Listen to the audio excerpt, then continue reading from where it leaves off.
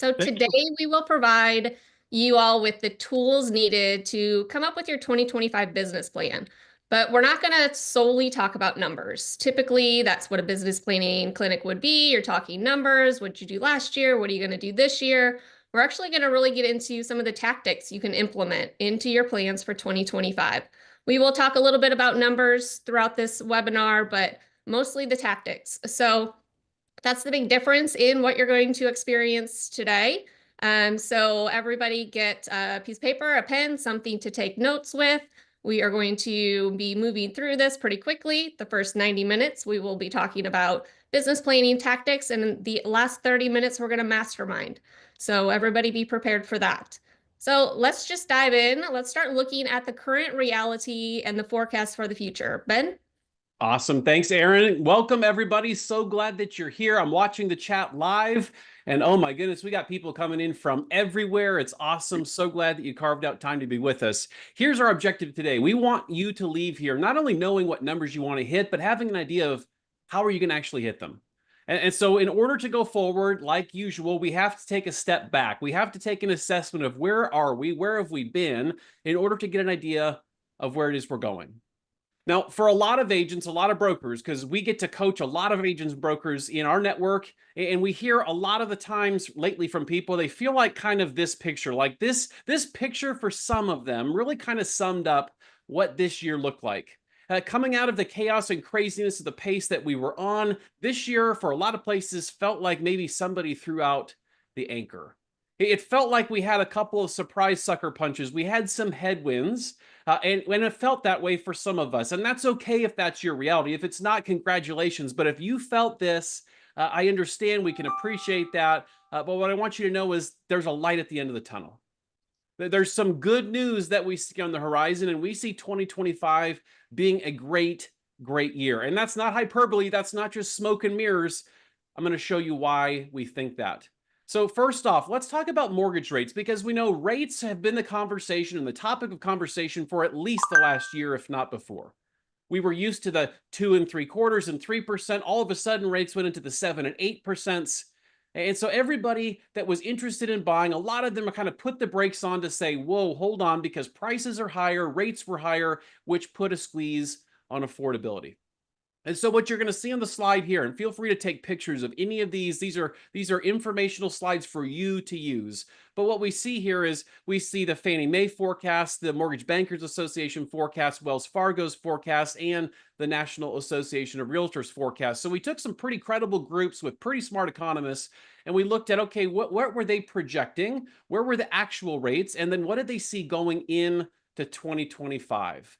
Now, the general consensus, if you take all of theirs, they're pretty, we're going to go one back here first. They're pretty close. They're not too far off, but they're saying that we should end the year somewhere in 2025, somewhere between 5.6 and 6.5% rates.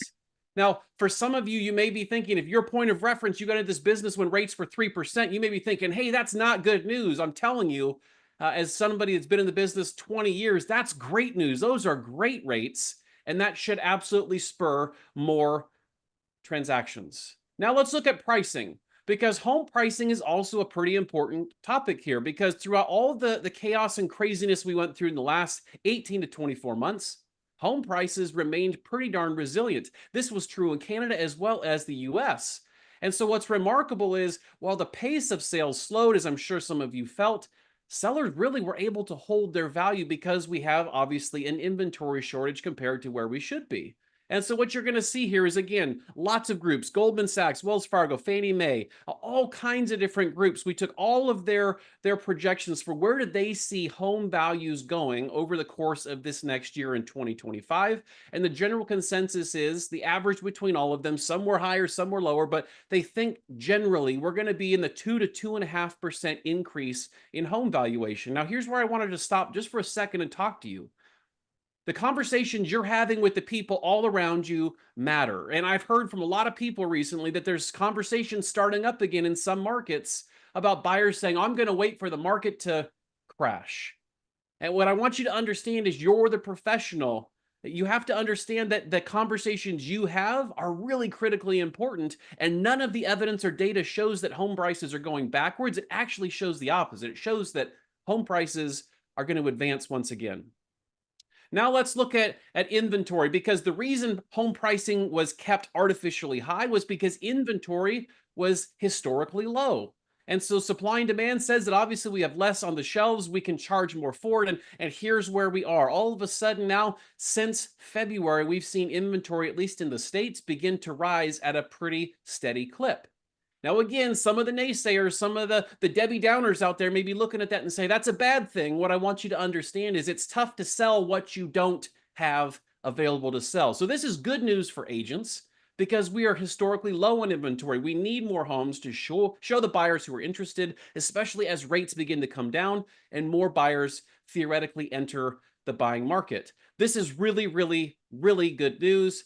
Make sure you're seeing it that way. So let's talk about what all this means for home sale projections. In the US, all of these really smart folks, specifically Fannie Mae, Mortgage Bankers Association, and a number of others, the sources in the bottom of the slide there, but they're projecting that in 2025, we should have 5.2 million sales versus 4.6. Now, I want you to look at the trend here. Again, 2020, 2021, those were artificially high years based on what we know it was all based on, that the market was moving faster and a lot of that demand was artificial.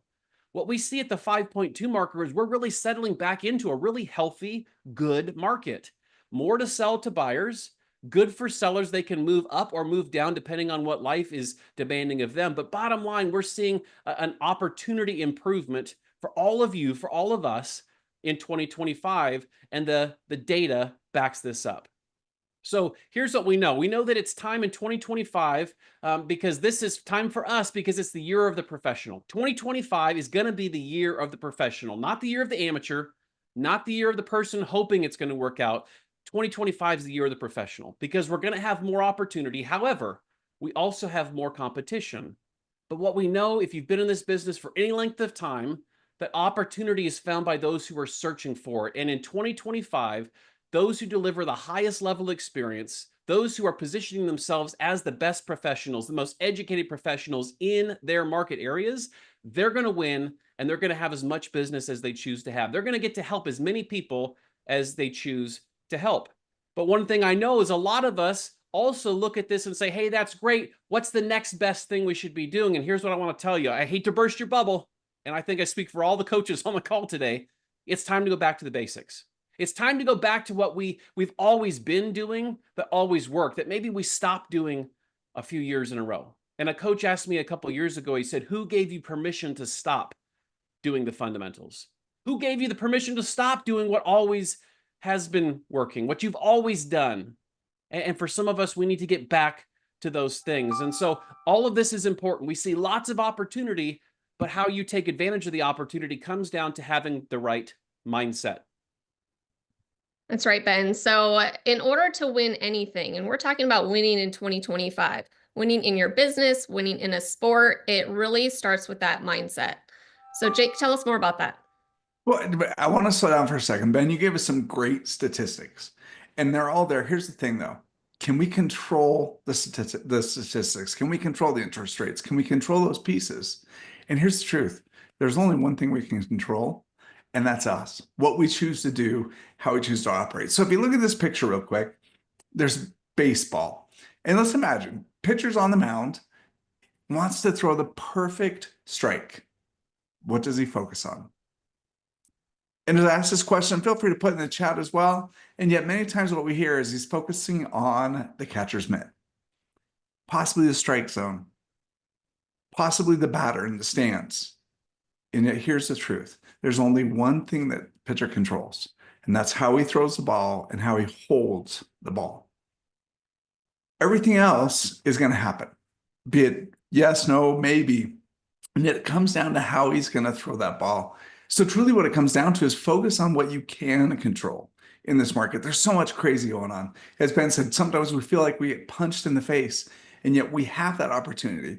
So let's touch on another story about Roger Bannister. First person to break the 4-minute mile. Now, everybody thought it was impossible. They told him it was impossible. And what I want you to think about is this. When we look at our goals next year, as we start to move forward, Roger Bannister had a huge goal. Everyone said it was impossible. So what he did is he broke it down into chunks. And he focused on running a quarter mile in under 60 seconds.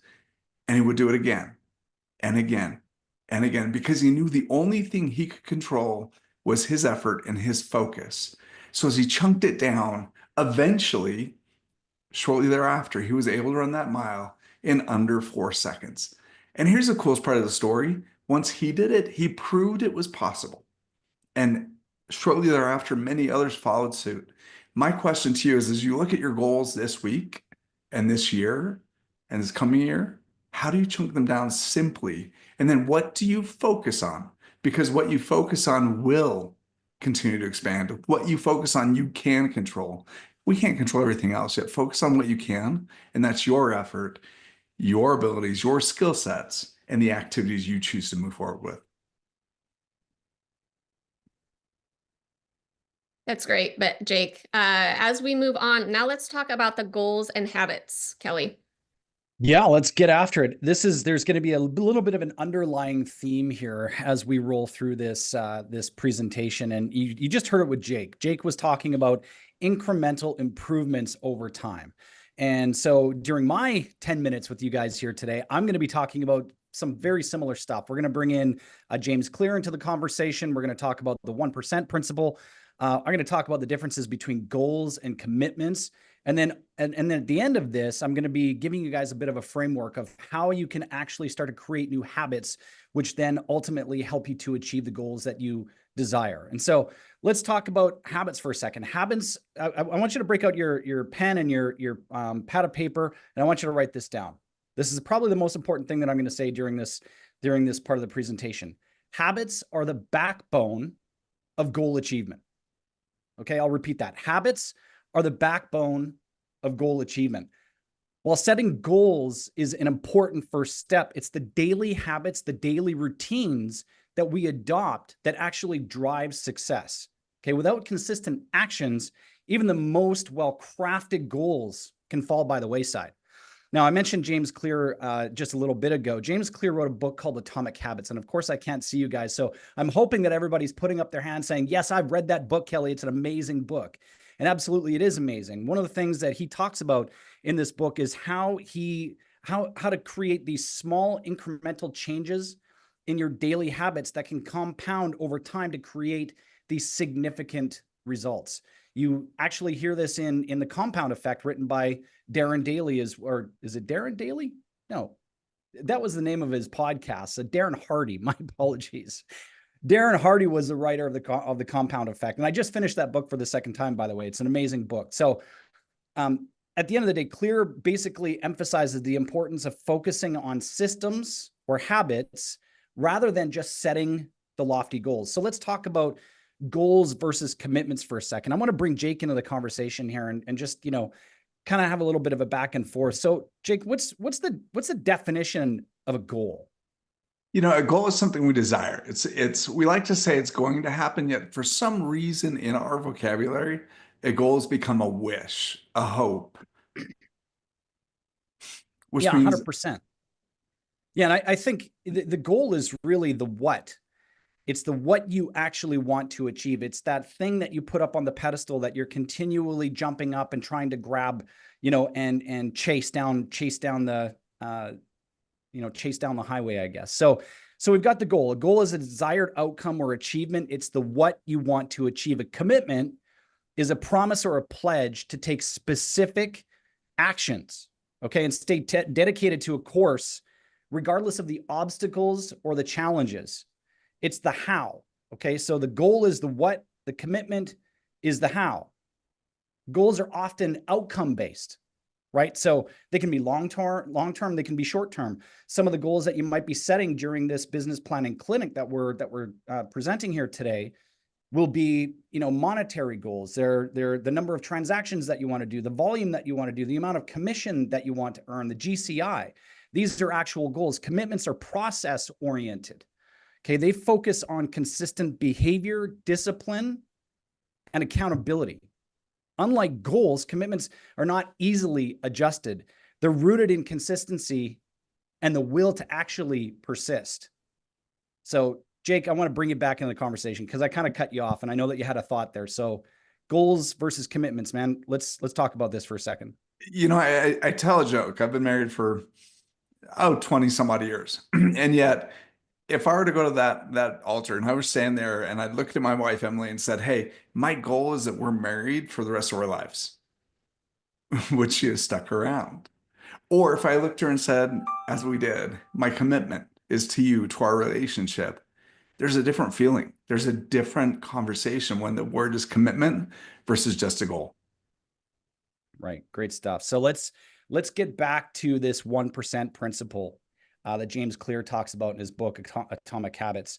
Before we get there, though, I want to introduce something called the 5 daily non-negotiables. And I'm going to get into what this is actually, and how to utilize this to achieve the goals that you want to achieve. But before we get there, I want to ask you a quick question. What can you do daily that will help move the needle an extra 1% per day? What is it that you can do daily that's going to help move the needle at least 1% per day? The idea of the 1% principle is that the principle is that the idea behind this principle, is that the improvement doesn't need to be dramatic or instantaneous. Okay. So they're just manageable improvements that are easy to implement. If you've read the book, he talks about helping this team, the cycling team from Great Britain, I believe. And the coach wanted to help improve. They hired this new coach, wanted to help improve their times in these races. And one of the things that he did was he started to look at the bikes, and he took the chains off of the bikes and replaced the chains. And the owner of the team, the people that were on the team, the cyclists that were on the team, couldn't figure out why he was changing the chains. He couldn't figure out why he had them clean out the inside of the vans. They couldn't figure out why he was asking them to do all of these seemingly mundane things. But ultimately what happened was, over time, things started to compound. With a cleaner van, it meant greasing the wheels, greasing that chain. Greater greasability meant that they could go faster on the bikes. So it's one of the great principles great things about the 1% principle is that these small incremental changes actually start to produce improvements. So a 1% improvement every day doesn't just add up to 365%. That's probably what a lot of people are thinking, right? What actually happens is that you wind up with 37x. So you get 37 times better by the end of the year if you're focused on improving just 1% per day. Now, I think that you should be focusing on systems and those habits that actually lead to success, not just the end goal. If you focus on the habits that are directly tied to the goals, you're going to see success in goal achievement. It's the consistent daily actions. That's that word again, consistent, right? So the principle encourages shifting your identity and mindset over time. So for example, rather than just setting the goal of running a marathon or, breaking the 4-minute mile, a person using the 1% principle would focus on building the habit of running for a few minutes per day. And then, 5 minutes one day and 6 minutes the next and 7 minutes the next. Over time, the habit becomes ingrained, and running longer distances just becomes the natural progression. All right, let's do this. 5 daily non-negotiables. This is something that my coach taught me So one of the first things that I do in the morning is I've really had to rewire my brain and reframe how I wanted to start my day. Prior to injecting the 5 daily non-negotiables into my life, I would get up in the morning, I would grab a coffee, my wife and I would sit in our chairs, we would maybe talk a little bit, but we would be death scrolling on our phone. I'd hit Twitter, I'd hit Facebook, I'd hit Instagram, I'd hit the news sources that I have. I'd be looking at everything except for maybe self-development type stuff. I wouldn't be talking to my wife. We wouldn't be having conversations. We would be existing in the same room. So one of the first things that I implemented was, because I want to increase the amount of knowledge that I have over time. Over the next 25 years, I want to get really, really, really smart, right? I decided that I'm going to start reading books on a daily basis. So just 10 pages of a nonfiction book. That's it. That's the whole thing. That's not the whole thing, but that's one of the 5 things. 10 pages. Can you pick up a book first thing in the morning and read 10 pages? It's a nonfiction, should be self-development, something that's going to help improve your life. The second thing that I needed to really reframe, and by the way, I'm on day 61 now of at least 45 minutes per day of daily exercise, 61 days in a row. I have not stopped and I will not stop. It's either hiking, going for a walk, getting in the gym, or like last night, going downstairs into my basement and doing a workout down there. One of the places that I hate working out is the basement. I hate working out at home. I love and enjoy the actual time that it takes me to get to the gym, drink my coffee, and go and do the thing. So 45-minute workout, that's number 2. Number 3, review your goals on a daily basis. So what I've done is I put all of my goals into the Notes app, I screenshot it, and then I saved it as a wallpaper on my phone. Let me ask you this. How many times do you look at your phone in a day? I'm probably at least 200 times. 200 times I force myself to look at my goals. How do you think that that shows up in your life? All of a sudden, you start to review these goals every time you open your phone, and it's just implanted in the subconscious. And now you're starting to do things that you're not even really consciously thinking about, and you're achieving the goals that you want to achieve. The 4th one is posting 3 times on social media daily. And I'll get into the whole Instagram sell by chat framework a little bit later on in the presentation, but posting 3 times daily is going to do nothing but help build your brand and give you opportunities to speak to people that you wouldn't normally speak to. And then that leads into the 5 opens. So again, utilizing social media as an excuse to open up 5 different conversations with 5 different people who view your stories, follow you on your profile, or have liked or shared your posts. Okay, so the compound effect to this, the 1% improvement over time is 5 contacts a day, 7 days a week. That's 35 contacts in a week. That's 140 in a month. That's 1,680 people in a year. Now you're probably sitting there saying, Kelly, I don't know 1,680 people. You know what? I don't either. You know, I've got 3,000 friends on my Facebook profile. I don't know 3,000 people on my Facebook profile. But what I do know is if they engage me on that profile, that gives me an opportunity to have a conversation with them. All right. How are we doing for time here, guys? I still got a little bit of time, right? We're good. You know, before you jump in, Kelly, I just want to throw Yeah. something out there. And James Clear says this in his book as well, Atomic Habits, is many times we look at the big goal, the big habit we want to create, and yet we've got to boil it down to the simplest of simple. So when you talk about going to the gym, it's taking a moment to put the clothes out the night before. So we don't have to think about it. It's just grabbing those clothes and moving forward. The same is true in our business. We choose to make one small change. It's how do we make it so easy to move forward so that we have that opportunity? Yeah, really great point. And that's actually something that I do. So when I swing my legs out of bed in the morning, the very first thing that I do is I put my watch on, because my watch tracks everything that I do when I go to the gym.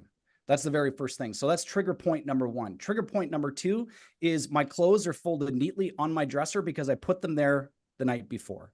I don't have to think. All I got to do is put my stuff on. I got to think about how I'm going to put my shorts on. Number 3 trigger for me is I've got my water bottle set up on the kitchen counter next to my AirPods and my card for my gym membership, along with my car keys. Okay, so trigger point number 3, then the coffee maker gets started, and boom, now I'm into this rhythm. My book is sitting beside the book that I'm currently reading is sitting beside my chair. And again, I don't have to think. All I have to do is sit down and pick up the book. So like Jake said, these small incremental things, if you can make this as easy on yourself as you possibly can, you are more apt to do it than not. Okay, so let's talk about the last thing that I want to talk about, and that's goals. So success isn't about just setting goals. It's about staying committed and consistent, repeatable actions that lead to results. While goals they provide the vision, commitments are the engine that drives you to achieve them. So I love this slide. And, I want to bring Ben into this conversation as well, because this slide, he actually created for Activate a couple of years ago in Canada. And I want you to take us through this slide and kind of explain the intensity versus consistency, Ben. Absolutely. Right. So I'm watching the chat as we're going through this, and we'll post, Kelly, when we're transitioning here to the next segment, if you can post all 5 of those. There's lots of people that seem like they connected with those 5 daily disciplines. I want to start one place here. The 5 daily disciplines are so important, because here's what I want everyone listening to understand. Like, put your phone down, listen to me. If you only hear one thing, I want you to hear this. You'll never out-earn your personal growth and development. Like your potential starts there. That's why we're starting this broadcast there, because you'll never out earn your personal growth and development. So if you have allowed yourself to plateau, if you're not growing, and I'm talking personally, professionally, all areas of your life, if you've stagnated in growth, guess what? Your income has or is about to. Right. So that's what we're talking about here, is how do we become more resilient? How do we position ourselves to find the opportunity that 2025 is going to provide? The 5 daily disciplines, the non-negotiables, these are the how. So Kelly, what you're talking about here is intensity versus consistency. So here's what we know, and Aaron is going to click through and we'll figure this out, because there's a lot of clicks here, right? But here's what I want you to everyone think back to: a training you've been on, or a workshop you've gone to, or a convention you went to, and you came back in week 1, you were just on freaking fire. Like you could run through the wall. You were so pumped up. And then week 2 shows up, and some of the noise of life is coming, and hey, you're still pretty darn excited. And then week 3 shows up, and more noise and more drama and more deals going sideways. You're still fairly excited. And then week 4, week 5, and by week 6, you don't even remember what you were excited about. So that's intensity. Now here's consistency. Consistency, week 1, we're excited, but guess what? We maintain the level of discipline and action over time. We don't try to run out and win a marathon day 1. We're working on slow and steady, tortoise and the hare. We're not worried about getting there the fastest, because what we know is big bursts of intensity fizzle out over time. You can't sustain that level of intensity. But what you can do is run towards what some people consider boring and find out what are those daily habits, what are those daily disciplines that if I just repeat with consistency over time, I can't be beat. There's no way I can't win. That's the thought there, Kelly. Yeah, I love it. And, I think a lot of people, they, take the gym, for example, they start really hot and heavy. They're like, I'm going to get in the gym. And the first day, what do? They overdo it, right? They go too heavy, too hard, too fast. The next day they're sore, they're tired. They're not going to get out of bed because they can't, because they hurt so badly that they can't actually move, right? And that just starts to chip away. That intensity starts to decrease over time, right? If we build in that consistency and maybe don't go so hard in the gym that first time, just kind of ease into it. Well, guess what? You create this habit over the course of the next 60 or 61 days. You create this habit where it is not if I'm going to go do the thing, but when I'm going to go do the thing. So I want to leave you guys with this. There's a couple of things that you could look at for in terms of, setting goals for 2025, right? 2 books a month. I've been part of the daily non-negotiables for me is reading 10 pages of a book. I read 2 books in 30 days. I've never done that in my entire life. I read 2 books in 30 days. I'm now currently reading 3 books at a time. And my goal is to finish those 3 books in the next 30 days. So 5 daily non-negotiables. I want to read in 2025, 24 nonfiction books. I want to be looking at my revenue and my profit goals. I want to be looking at my lead generation and my marketing goals, personal and professional development, exactly what Ben was talking about right at the very beginning of this slide, skills training, coaching, mentorship, health and well-being, customer service and retention, client retention, and lastly, financial and investment planning. Yeah, that's fantastic, Kelly. Thanks for going over that. That is huge, even for me. I definitely don't have the 5 daily non-negotiables, and I need to get started on those. And I'll I'm put with those you in on the the chat gym. right now. I have huge intensity when I go in, and the second day I am done because I'm way too sore. So as we go into goal planning, so we're going to have Todd go through the numbers. And if you know Todd, he loves numbers. So make sure you're taking notes. You should have resources that the person in your office has provided you. Jeff is going to put a link in Slack if you do not have those. Just take some notes. You can print them out later and go through them. So Todd, if you can start talking through the business planning tools. All right, thanks, Aaron. And I was just thinking about the non-negotiables, and one non-negotiable that we should have for 2025 is not knowing our numbers or not having a business plan. I'm gonna go ahead and bring Ben in with this with me because we both love numbers. Now, not as much as I love them, yet Ben is also a source of information because we've been through this, haven't we before, Ben? A few times. Yeah, a few times. Yeah, a few times. So first of all, let's go ahead and just get our minds clear that we love numbers. Now, you may be thinking, Todd, I have no idea what you're talking about. Yet the numbers are the evidence of the activities that we're doing. And also they're the evidence of the activities that we may not be doing. Yep. And Ben and I have had some ups and downs in our lives in business. And the one reason why business usually fails is because we truly don't know our numbers. So Ben, I have a question for you. Yeah. Why do we need to know our numbers?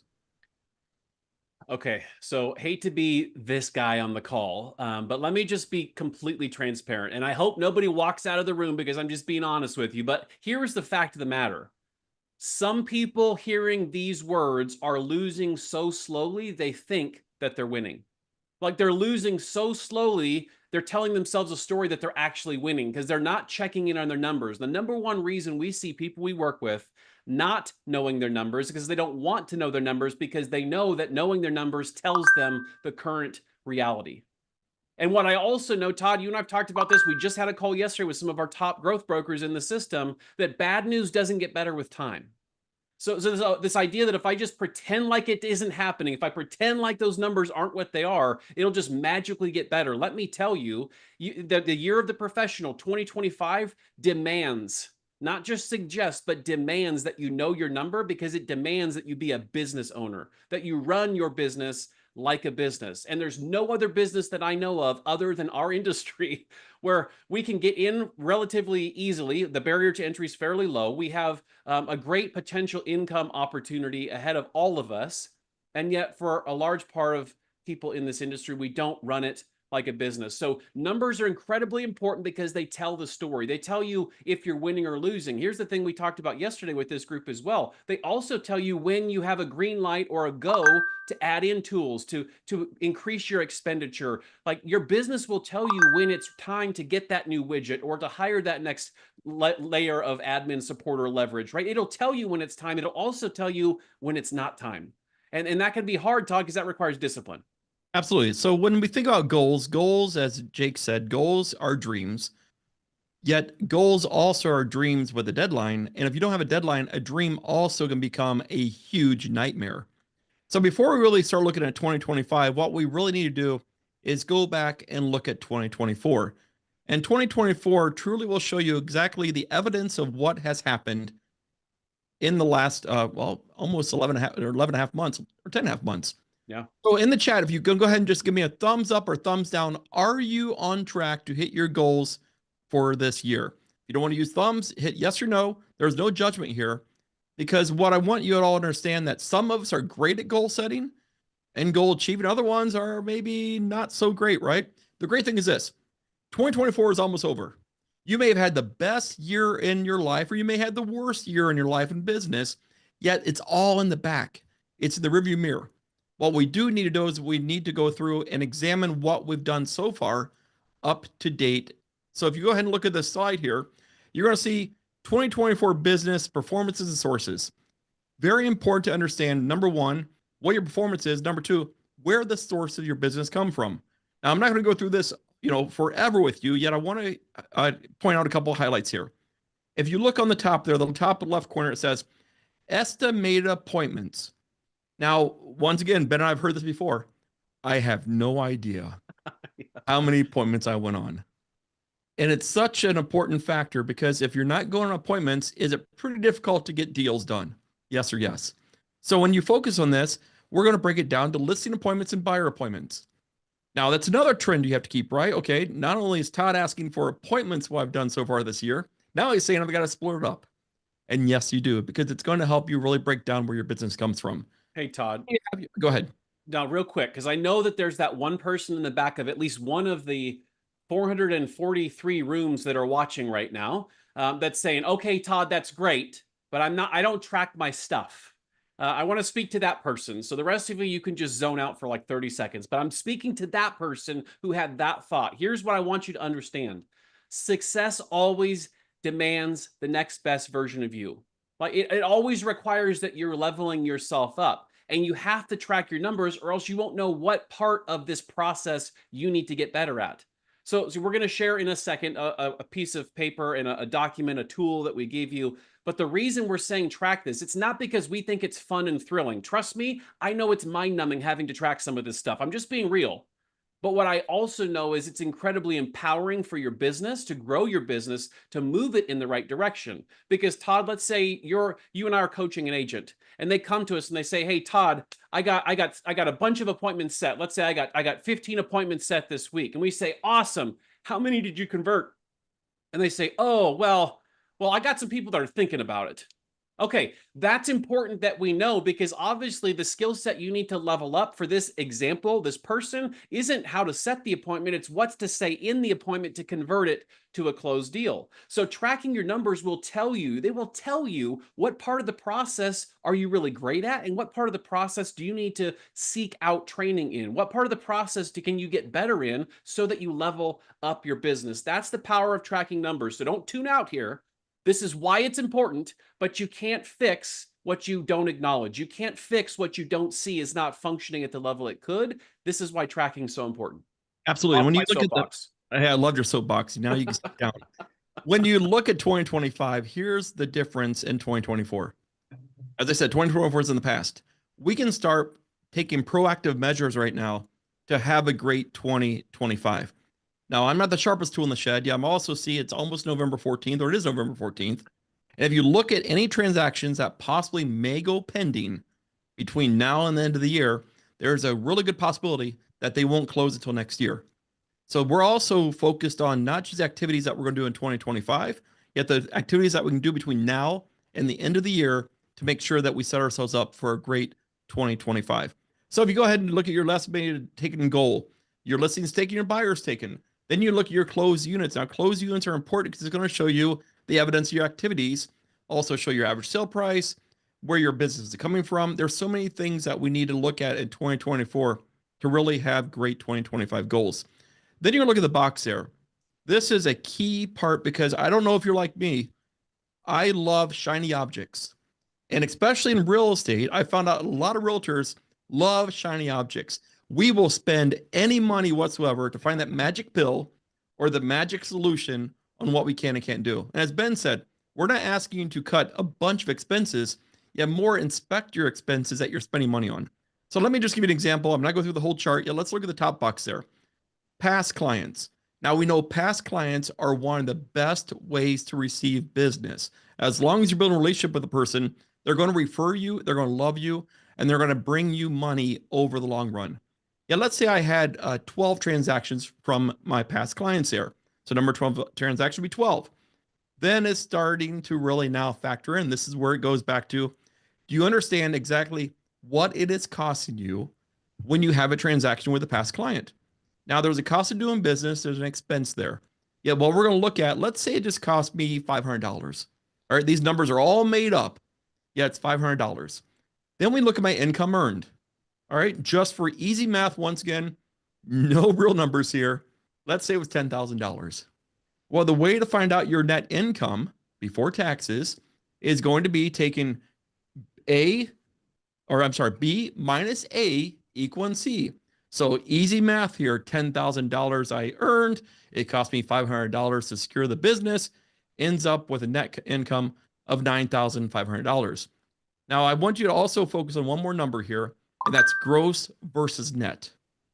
We love the gross pay, right? Oh my goodness, I just made $10,000. No, you didn't. I know you didn't, right? That's where it goes back to net. Yeah. I've never been able to pay my bills with a gross paycheck.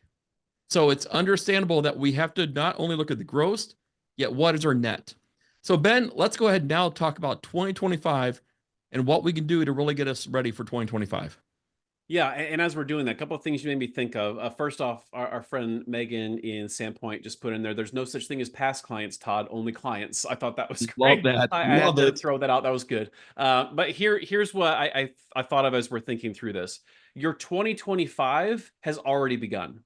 I want to make sure everyone understands this, right? This is why it's worth taking the time. I would argue this should at least be a day that you spend doing what we call the postmortem, like looking back over the previous year, or because this year's essentially done. Like you may have one or two more pop before the end of the year, but majority of what you're doing now is going to show up early 2025. So your 2025 starts today. And so that's the importance of this. So having this information for 2024 does a couple things. To your point, Todd, it shows us the direction we should go. What I also love about this is it shows me maybe what isn't working as effectively as it used to. Because we can all fall into the trap of holding on to the way we've always done things because it's comfortable, it's known, it's what we've always done.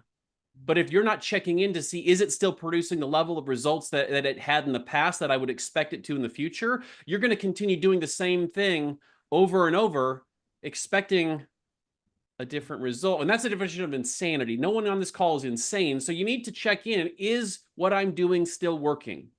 And if it's not, maybe it's time to say, okay, then maybe I need to switch things up and look differently. So that's 2024. Now, 2025 sheets. Now, this is key, right? Because Todd, what we know is we've been to over 20 years. We've been to a few of these trainings before, and where we feel like they dropped the ball in those trainings, and we'll find out what these people think about this one. But what we think is that those trainings drop the ball because they spend so much time taking you so deep into the weeds and the numbers and everything else. And you leave there and you know, I need to do this many transactions and I have no flipping clue how I'm going to do it, right? So we want to show you, we're talking about the numbers, we're giving you the forms to work with. Leverage your current broker or the broker in the room there that's the host that's helping you with this. Set up a time to meet with them to go through the particulars of these numbers if you need help. It's worth the time. But what we wanted to provide to you today is not just the numbers, but also the tactics and the strategies, which we're going to get to here shortly, about how can I actually generate the leads in order to get to that number goal that I have. Now, from those other ones you and I've been to, they also provide lots of pages. It seems to be like a competition of how thick can we make the business planning book? Because surely if it's an inch thick, then it must be a great training. Wrong. Because I know I've got a lot of books on a shelf that I haven't touched in decades because they weren't practical and useful. And so what you and I came up with years ago is what you see on the screen here. It's the one-page business plan.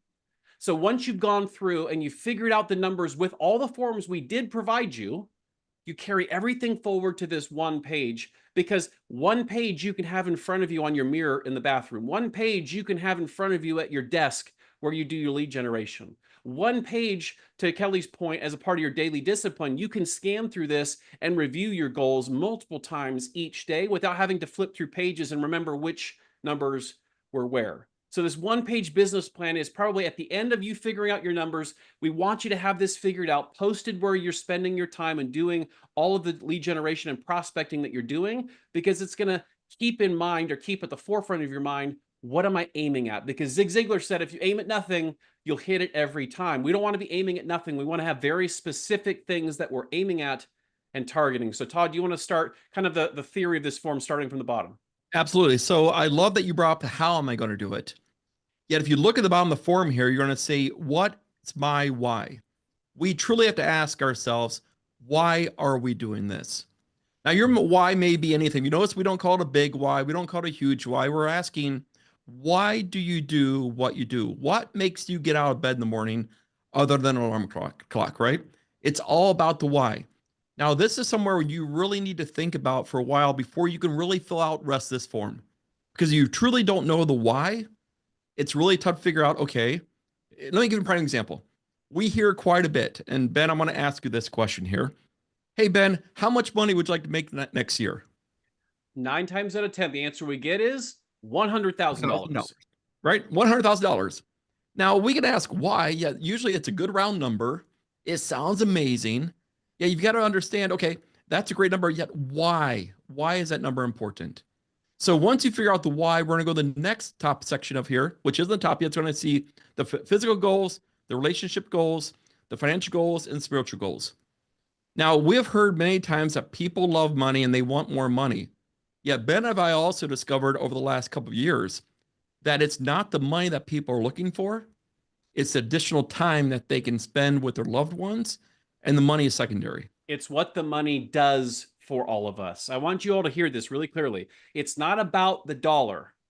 It's about what the dollar can do for you, whether that's you give it away to people and that fills your bucket, or whether that's you create experiences with those that you love. Like whatever it is, it's what the money does. It's not the money. We target and focus on the amount of money, but it's not just for the purpose of hitting that milestone of making that much money. It's what's behind that. What does that money allow me to do? What change does that have in my life and the life of those around me? And more likely, you'll see that that correlates with your why. right? At some point, one of these 4 goal sections is going to stick out to you, and it's going to mean the most importance to you and the most impactful for you. Then we're going to go to the top of the page there. You're going to see 2 things there: the sales volume goal and the gross commission goal. Pretty easy numbers to have, right? Yet then this is where it's like, okay, Todd, that was a lot of fun.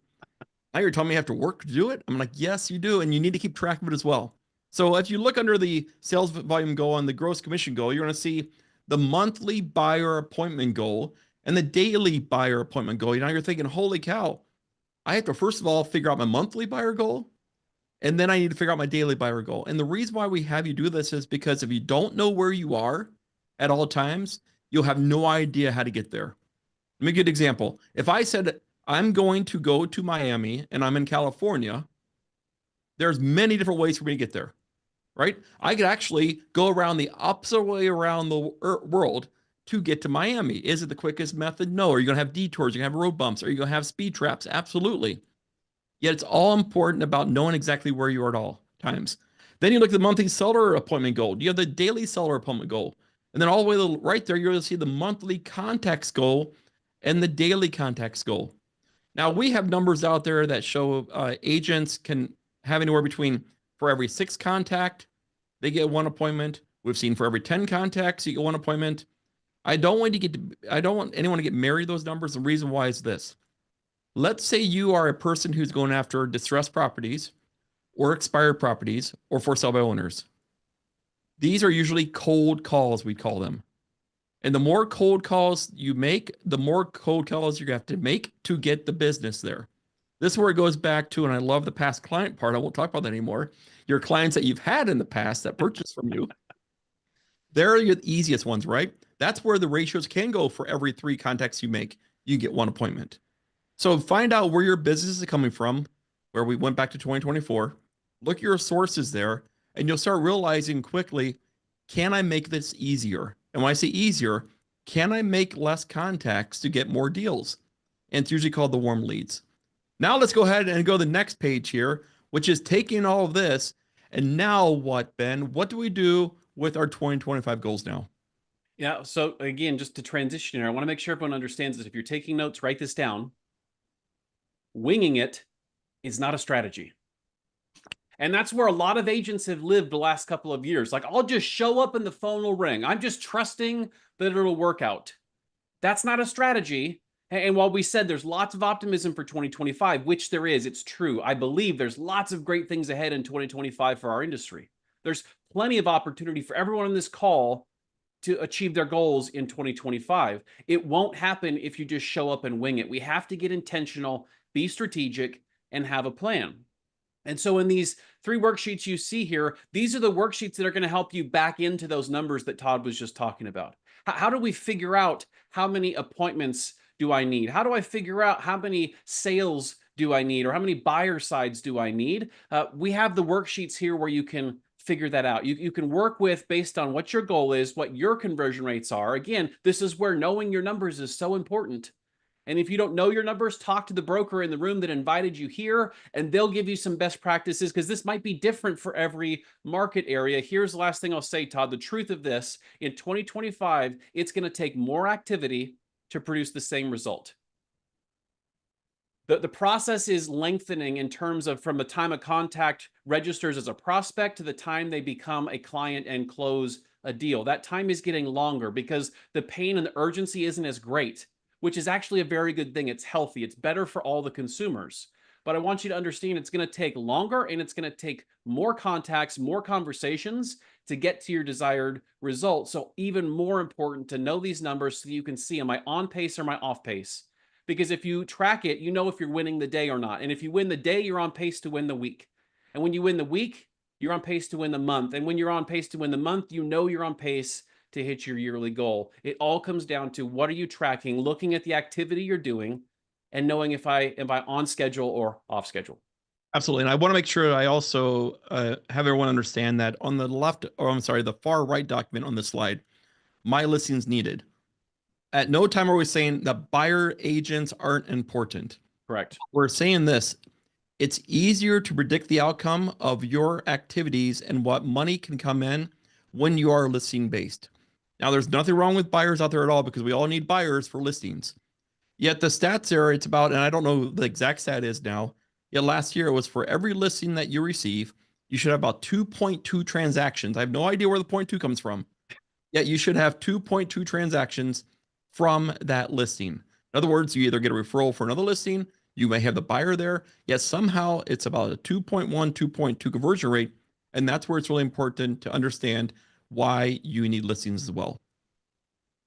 Perfect. Thanks, guys. So they're going to set their goals, but the most important thing is how are they going to lead gen to get those listings, to get the appointments made. So let's talk about the truth about lead generation. Absolutely. Here's what we know. We know that you can have all the numbers in the world. You can be like Todd and love numbers, and you can have all your numbers figured out. And if you take no action and you do no lead generation, all you have at the end of the year are numbers on a page.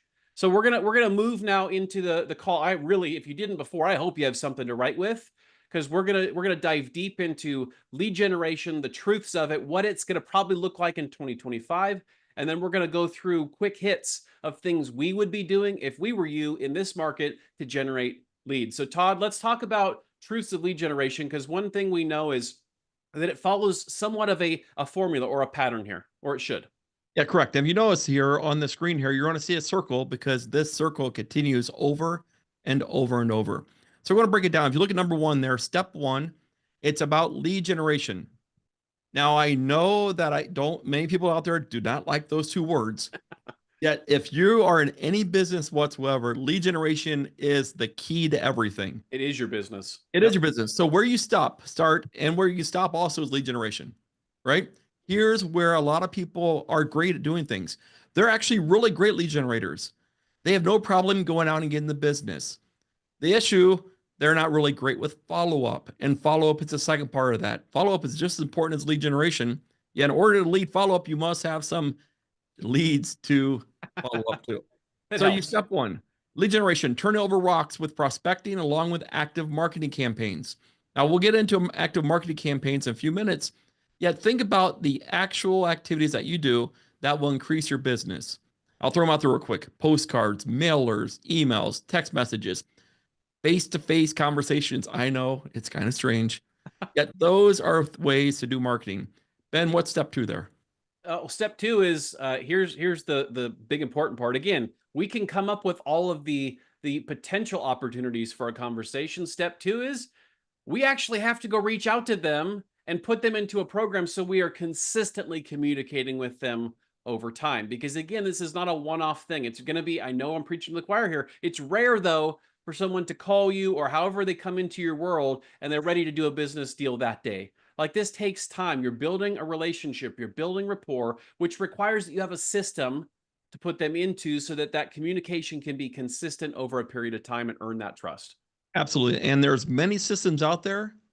Use whatever system you're actually going to use. Yep. So now step three about the relationship, and we'll get into this in a few slides here. Yet in any business, especially this business, relationships are truly the life and blood of our business. We must create the relationships. What's step four there, Ben? Step four, this is the appointment, right? Here's the key. We're all paid in direct proportion to the quality of the questions that we ask. So the 2025, the year of the professional, again, huge opportunity. It's going to be found by those who ask powerful questions and then look to create an experience that moves people in the direction they want to go. So step four here is really asking the right questions, but here's the key. You ask the question, but then we have to listen, and not just listen like we listen to our kids or our spouse sometimes. We have to actively listen. Active listening means we're listening to understand. If you're like me or like Todd, sometimes when he's talking to me, I'm not actively listening. Sometimes I'm just listening so I know what to say next. And I think some of you might be guilty of that too at times. That's not what we're talking about. When we're with clients, we're professionals. It's the year of the professional in 2025. And so that means at these appointments, we ask powerful questions. We're seeking to understand what's important to them.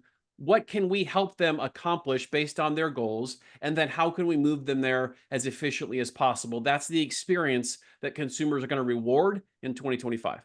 Absolutely. And then we go to step 5, and step 5 is actually the transaction phase. Now we'll get into transactional versus relational goal relationships pretty quickly. Yet here's the thing.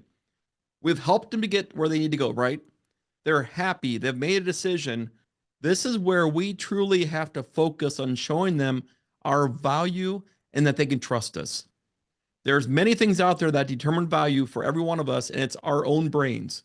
Something that you may value, someone else may not value. Also, trust. Relationships begin with trust and loyalty. Well, we're not at the loyalty stage with these people yet. Yet what we can do is showcase our talents of trust and making sure that we're here to take care of them, which then gets us to step 6, Ben, which is closing. Yeah, step 6 is the payoff, right? That's where we get a payday. They accomplish their goals. Everybody's happy, hugs, high fives, all is well. But here's the problem. A lot of agents, they don't keep this process going while they're focusing on steps 4, 5, and 6. And so this is why we see some agents who ride what we call the real estate income roller coaster. And some months they have great income, and then a couple months later, they have no income. And then this is a rinse and repeat up and down throughout the year. And there's a word that describes that feeling, Todd. The word is miserable. That's not what we want for anybody here. But the reason that shows up, if that's shown up for you in your world, is because you're not consistently doing the activity on the lead gen side while you're servicing the business you have. Our job as a real estate professional is to do 2 things. First, it's to service the business we have. Second, be cultivating the business we'll need tomorrow. These 2 run in conjunction with each other, not one or the other. We don't pick and choose. We're doing both, which requires systems and tactics. It also requires tracking our numbers.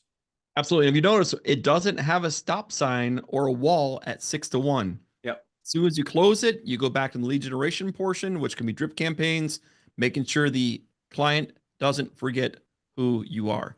Yet then, Ben, here's a question for you. How do I track all these things? Again, it comes down to a system. A system simply allows me to be consistent in something that I'm doing. Now, for some of you, you're thinking super high-tech system, and that's great. Again, the best system is the one that you'll use consistently if you haven't seen that theme so far in this call. What we did, though, is we knew that we're pretty simple people, Todd and I. And we knew that systems are great, but sometimes we just needed a piece of paper in the middle of our lead gen to be able to keep track of what's happening. And so we put together this daily contact tracker. A couple of things for time, we're going to move pretty quick here. But again, it doesn't matter if you use this one or not, but this gave us the opportunity. You can see our goal when we were lead generating in our businesses was to make 20 contacts per day.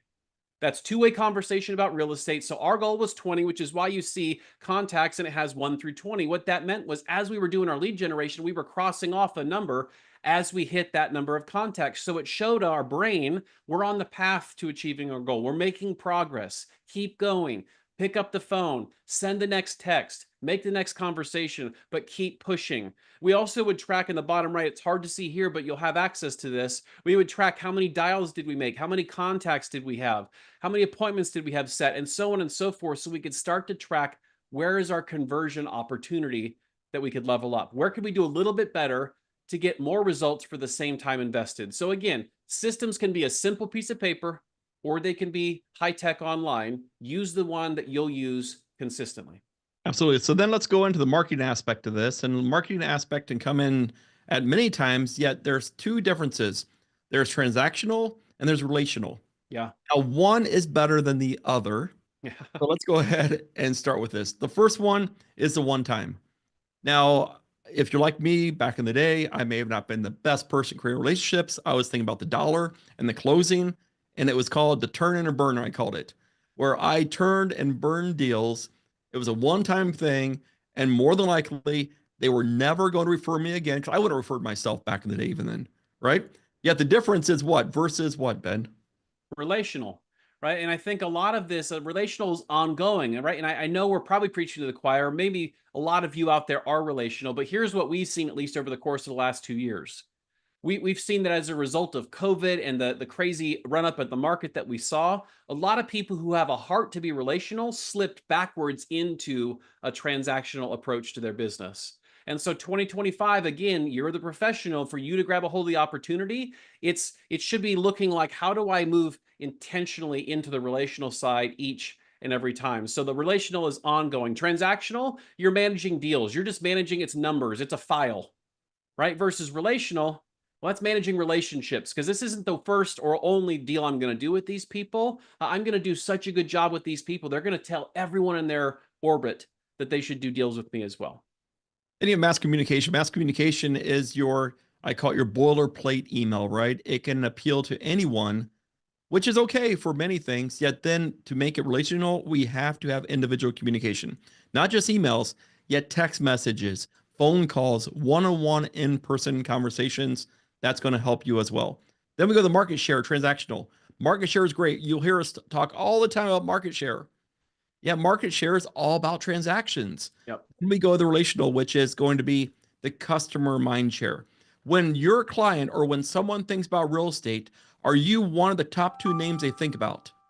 And one way to do that is by creating relationships with the people. And what's the last one there? Last one, we're focusing transactional mindset of the profitability of this deal, of this transaction, whereas relationship is looking at the profitability of the long term, right? So one is very short focused, one is long term focused, but ultimately we need to be purposely moving towards the relational. Now, last thing, and then we're going to jump into tactics. We have a lot of you in chat asking for that daily contact tracker. You ask and we will deliver. So yes, we will send that out later this week to every broker that hosted one of these. We'll get that tool to them so they can in turn get that out to you. We'll make a copy available for all of you without any issue at all. All right, so let's jump in here, Aaron. I'm just going to run with this. Let's go into our tactics. Now we're going to do very quick hits here. So take pictures of the screen, get ready to take notes. But the first one I want to talk to you about is something called 30 cups of coffee in 30 days. Now, this is something I actually was taught years ago in my sales career. I put into practice and it was incredibly profitable. And again, you're going to see this is more on the relational side versus transactional. So before we go into what the tactic is, take a picture of this slide and we're going to have another one in a second. But let's go through these real quick. This all comes from the NAR profile of home buyers and sellers in 2024 this year, the current report. 73% of buyers that were surveyed said they'd use their agent again or recommend that agent to other people. Here's a key for all of you. If you're watching this, you're still paying attention. 75% of buyers only interviewed one agent.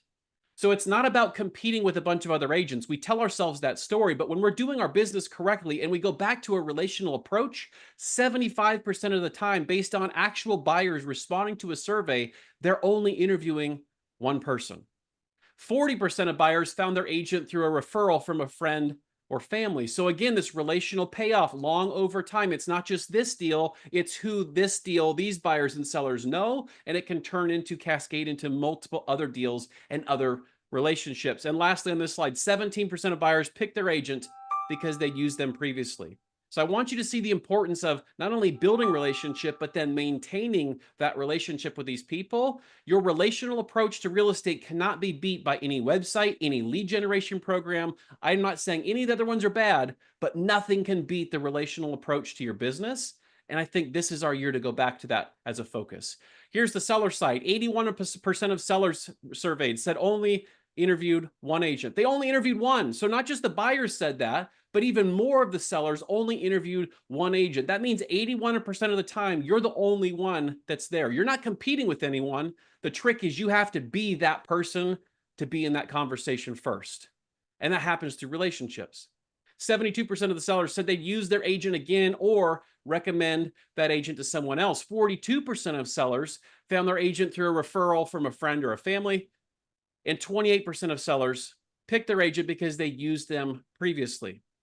I want you to understand that a transactional mindset will mean none of those percentages do anything of any consequence for you or your business. So let's talk about 30 cups of coffee in 30 days. So we can click through the first one. So I want you to, as you're thinking through this, I want you to, you're not going to do it right now, but just follow me on the concept. When you go back to your database, you look at your sphere of influence, your business, all the relationships that you have. I want you to pick out who are the top five in that group who have sent you the most referrals over the course of the last year or two. Who are the top five? Okay. So now, Aaron, we can click again here. Now let's think about this. What we know is you're gonna call these people and you're gonna say, hey, Bill and Sue, I'd love to be able to take you out to buy you a cup of coffee. You are so instrumental in the success of my business. I'm so honored that you would recommend me to people in your world that are looking to buy or sell real estate. I just wanted to buy you a cup of coffee and just thank you. Just from the bottom of my heart, thank you for how you supported me in my business. Now, through that conversation, we can go into scripting. You should get 3 to 5 referrals per person over the course of this next year in 2025.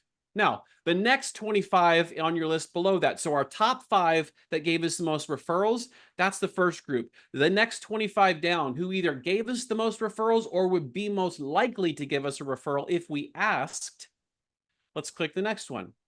What we know is when we had the conversation with those people, maybe they haven't yet sent us a referral, but what we see as coaches more times than not, the reason people don't send you as a referral is one of 2 things. Either 1, you didn't ask, or 2, you didn't tell them how best to make that happen. So with these 25, I'm having the conversation of, I am honored to have you in my sphere of my friends and my family. I love being in proximity and a relationship with you. And I'd be honored if, when you came across someone who's looking to buy or sell real estate, that you would tell them that they should reach out to me. And even better, you'd call me and say, hey, I know someone who might be looking to buy or sell. Those conversations should yield 1 to 3. Now let's just pretend there's a person like Todd in each room, and they're skeptic Steve. They're like, nope, that ain't gonna happen. So let's just pare it down for fun. Like instead of 3 to 5 for your top 5, let's say that you just get 4 right in the middle of the road, 4 referrals per conversation with those top 5. And same thing on the 25. Let's say they're like, no, that's the 1 to 3 is not going to happen. Let's say 2. So I want you to think through how big this strategy was. And this changed my sales business when I leveraged this when I was active agent. Let's go ahead and let's click through. I want you to understand that 70 potential referrals in front of you for 2025, but it starts with you getting very intentional, setting up these appointments and having these conversations. I don't know anyone on this call that wouldn't absolutely throw over a table to get to 70 referrals, but it starts with you coming up with who these people are and then intentionally executing this strategy. Let's go to the next one. Yep. So Jake, you have something similar, a similar tactic of reaching out. So let's talk about reaching out to your sphere of influence.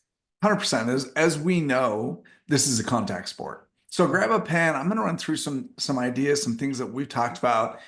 You may know, may not. And yet what I'd like to do is write down the number 52. 52, write it down real big. Here's the intention. Our goal, our intention, our purpose is to reach out and connect with our sphere, our database, those clients that we work with once a week. And I get it. Some of us are going, okay, once a week. And yet here's the thing. Think about a product that you love, a company that you love, that you bought something online from. How often do you receive an email or some type of communication from them? None of us sit back and go, oh, that's too many. That's too often. The other piece that we know is the simpler the system, the more likely we are to do it. So write this down. System number 1, call 2 letters of the alphabet every week. So pull out 2 last names. It could be simple as an R and an M, right? Remax. Call the R's, call the M's that week. Also, you're going to go through and text 2 letters of the alphabet or direct message, some type of social media, different letters every week. As you go through that, multiply it out, divide it out, simple math, that's 13 weeks to get through the entire alphabet, which means 4 times a year. So you're going to text and call 4 times a year. Number 2, quarterly newsletters, something along those lines. Obviously, there's a monthly hit for what's going on in the neighborhood. Postcards, pop buys. You know, postcards could simply be happy birthday. It could be happy home anniversary, whatever it may be. And yet here's what I want you to think about. Get creative. You know, we hear, hey, I sent a magnet for the football game. If it's, you know, the Bears, as Todd likes, you may not see that magnet again. However, here's the thing. Many people do that. So what could you do that's unique and different and stands out? There's an agent that I know that they send out, they work in a neighborhood with a lot of kids and a lot of families. So they send out a magnet that has all of the school calendar on it. What are the days off, early release, all that kind of stuff. And it sits on the fridge because people then can plan around it. So lastly, stand out. Whatever you're going to do, stand out, create a system, make it simple. And this is something you can mastermind, have conversation around as well, because there's several ways to get this done.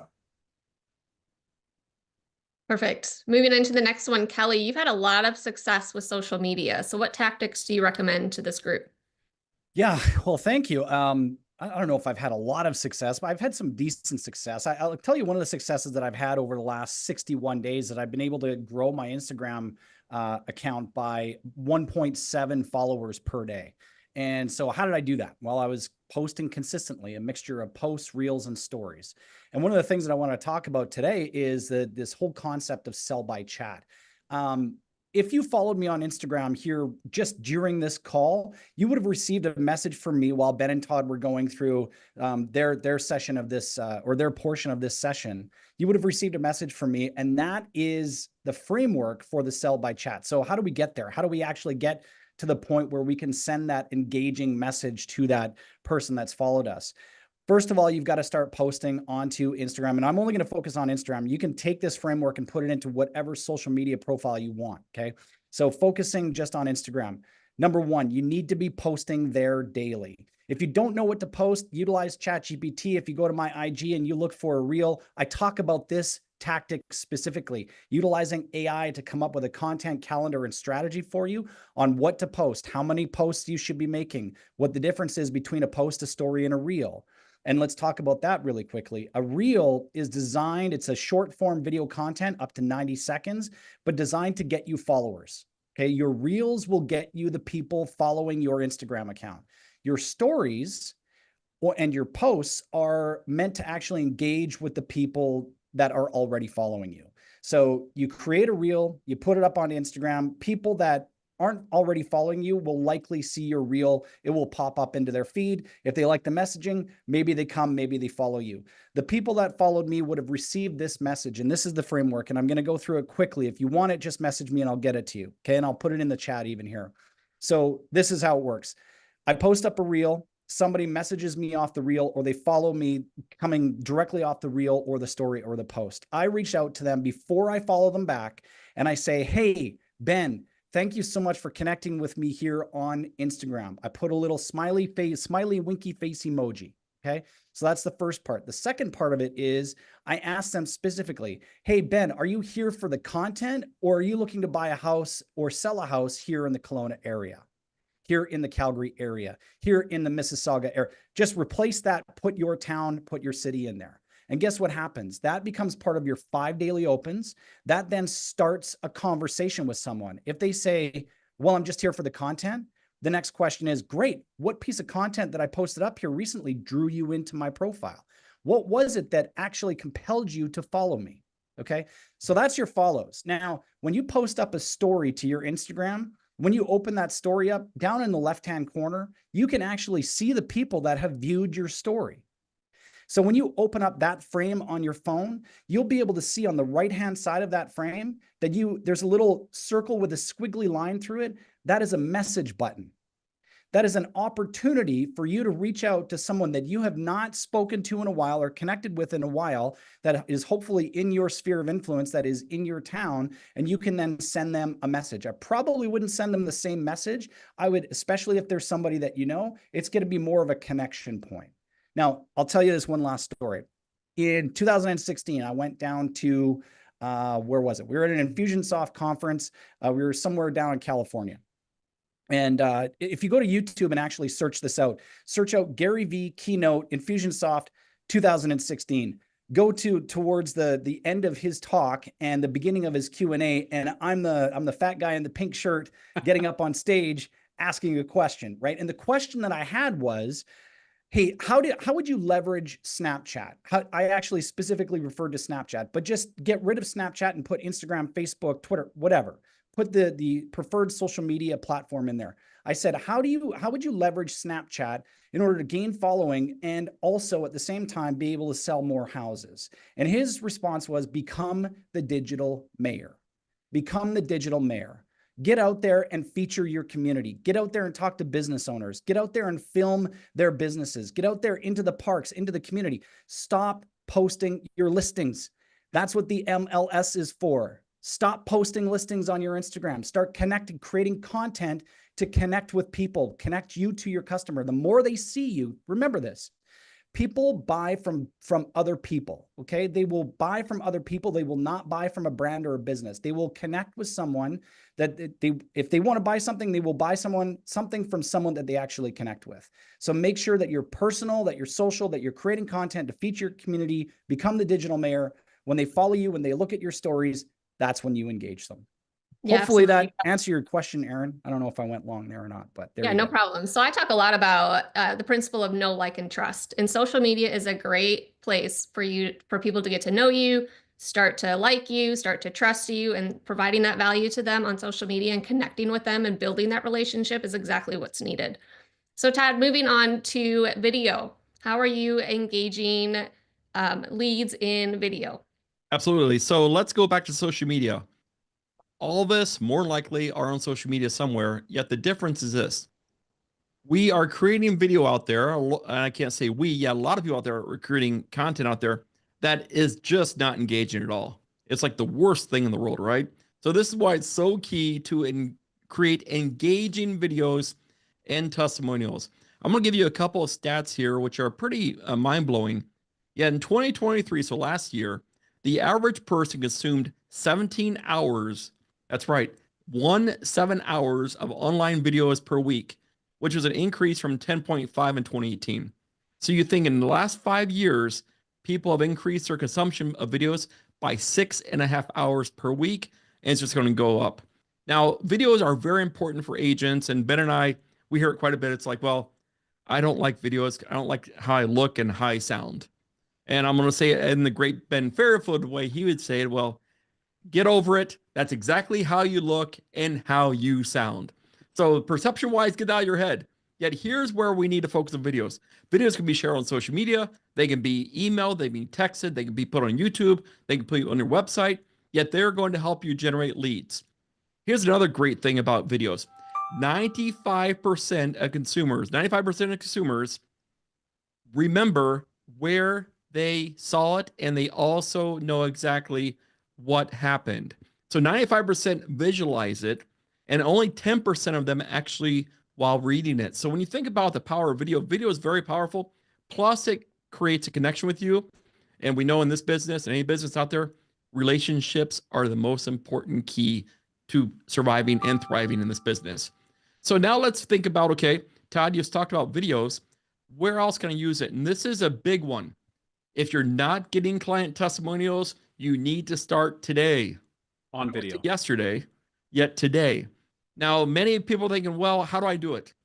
If you're a typical buyer out there, which I believe we've all bought something at one time, many of us, include myself, will go to Amazon and look at products, and you may have the same product 8 or 9 times from different people.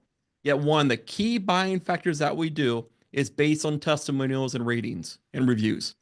So when you think about your clients and building testimonials, because testimonials are a story. And I don't know if you know this or not, stories sell, especially when they come from people, not just you, yet their impression and their experience of having you as your agent. So you think about this, okay? When do I do it? The best time to do it is now. Reach out to past clients and ask them, would they be willing to create a video? Yes, once again, a video, just talking about you and your services, how great you were. Now, the most they're going to tell you is either yes or no. Yeah, if you come up with this and you say, by the way, Ben, I have a problem. I need more client testimonials. Would you be willing to help me with this? Most people say yes to helping someone with a problem. So it's a great, great ask. Also, it allows you to highlight them and people can see them. A couple other things here as well. Okay, let's say you had a closing or you had a closing in the last week or 2 weeks. At the best time to actually ask them is any time for a video. Yet also a week after closing, once all of the dust is settled, they're back at their house. This is the time to also ask them, how did I do as your real estate agent? The other thing is this, don't make them too long. This is a key thing. 66% of users say they pay the most attention to short form videos. So 66% of the users out there will watch a video that's 1 or 2 minutes. And the last one, because most people are now consuming video on their mobile devices, make sure that they're mobile friendly and accessible for all users. And I know this group in particular, we love to share social videos with each other through text, through the different social platforms. I'm sure everyone in the audience watching us agrees with that. Short, to the point, engaging, and the funny ones really also are viewable and shareable and will get out there. So get your personality out on video, get those videos done. We know they work. Jake, moving on to open houses. This is another great lead gen opportunity. It is, and it's one of those things that people go, oh, well, this is old school. It is. However, we're going to bring it into our time frame today. It's what we like to call extreme open houses.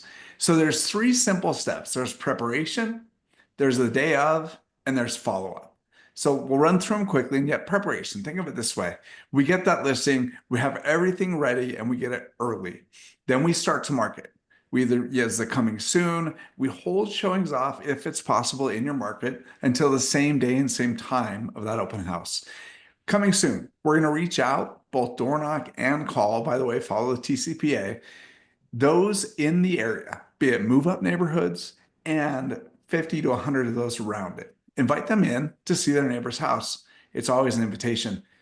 Then we'll go take a peek at all the available listings the day before. So we know what to talk about when they're at the open house. We know that house is not necessarily a fit for everybody. However, there may be a fit somewhere else in that neighborhood. And then make sure you stop by and see that home the day before, because you want to make sure it does show well and it's ready to go. So the day of the open house, signage. Let's talk signage for a minute. So many of us go out and we'll put one sign on one corner, we'll put another sign on another corner, and we think we signed this property well. Here's the fun part though. If you're driving down the road and you see an open house sign on the corner, and it's maybe a neighborhood you want to go to, however, because you hit it and you've already driven past it, how many of us are actually going to flip a U-turn so we can go back to that neighborhood? And the reality is not many. So what we've learned in the past is put multiple signs in that same area. You'll put one on the corner. You may put another one 100 yards back, another one 100 yards back, because as people notice it, it gives them time to make the decision. And once they get in the neighborhood, you're there.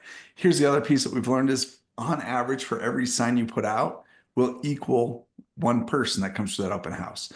The reason that's so important is the more you have in the open house at that time, the more fear of missing out actually shows up. The more likely you are to get a great offer as long as it's priced right for that seller. And that's really what they're looking for. While you're there, make sure you're getting the contact information. One of the things we found to be very successful is give them a page that has just a quick evaluation of the property. A handful of questions. How would you rank the house on a scale 1 to 5? How would you rank the pricing on a scale 1 to 5? What's your favorite part? What stood out about this house? And what additional feedback would you give the seller? By the way, at the bottom of that, you'll ask for contact information. Obviously, if they have an agent, we're going to work with the agent through that process. And then leave some time afterwards for showings. People may look at it and say, hey, I'd love to see other houses in their neighborhood. It's your opportunity to have that conversation, and then follow obviously the new laws and regulations that we've been asked to as you take them out to show them additional properties. And lastly, follow up. Send out thank you notes. If their agent brought them through, send that thank you note to the agent. And then after we're done, call, knock doors, follow up with all those conversations so that you can continue to get them in and help them. The key to all of this though, we always think about finding buyers with open houses. The reality is buyers show up. It's our opportunity to find sellers. So here's a quick script for you as you're knocking doors, making phone calls. And it's simply this. If you're a nosy neighbor like I am, I'm sure you'd like to be the first to know when this house sells. They always say yes, you get the complete information. And then the key is to make sure you have a system in place to reach out to them when it goes under contract and when it does sell. Obviously, when it goes under contract, we can't discuss the price. However, when it does sell, we can make sure they have that information. Perfect. I am definitely one of those nosy neighbors, so that would not offend me at all. So these are great points, Jake. We're going to make sure to put these into the Growth Masters Facebook group. So broker owners who are watching, make sure you're a part of that Facebook group because you're going to get a lot of this content through that page. So next, everyone loves unsolicited advice and communications. So Ben, why don't we talk about the unsolicited lead gen? Yeah, so this unsolicited valuation idea is something, again, that we've taught for a long time, and I'm telling you, it produces massive results. So I want you all to think about if you have any form of a retirement account or a stockbroker or any kind of money manager person, there's one thing that they all do consistently, and that's every quarter they send you a statement showing you the value of your holdings. Now, they're professional. We're trusting them for advice. We're not having to call them and say, hey, Jake, what's my stock value today? No, every quarter, they're proactively telling us And in the process, they're opening the door for a conversation. And so it was taught to us a long time ago. I'm going to encourage you to consider the same exact thing. But for everybody in your sphere of influence, every quarter you come up with a valuation report for their property. Now, before you tune out, hear me clearly. Every agent in your MLS is talking about CMA because somehow, someplace, sometime in our industry, we were told to speak an acronym because surely the consumers know what that means. They actually don't. So if we say CMA, even if they actually do, guess what? All of your competition is saying the same thing. In order to be perceived as different, we have to sound different. And so what we're going to do is position this is we're going to say, hey, Mr. and Mrs. Smith, every quarter, as a service to my clients, I'm going to send a valuation report on your real estate holdings. Maybe they have one house, maybe they have investment properties, maybe they have commercial, doesn't matter. Once a quarter, I'm going to send them a valuation. Now, here's what I'm not doing. I'm not sending the full valuation report, multiple pages. We're talking something that's simple, one page that has a range of value, something where somewhere in between there, their home is probably worth that somewhere in that range. Now, at the very bottom of that, here's why this turns into lead generation. And it's created lots of opportunities for me and made lots of commission dollars for me over the years when I was selling, is there's a call to action at the bottom of this saying, if you'd like to know your specific value in today's market of your holdings, please reach out. I'd be happy to get you that report. So we're just once a quarter, we're just setting them a range. It doesn't take that long to come up with that, what's happening in their market, but there's a call to action at the bottom. And this is a huge opportunity. I want you to understand in 2025, year of the professional, lots of opportunity. You're going to win disproportionately to your competition when you find and create inventory before it's being competed for.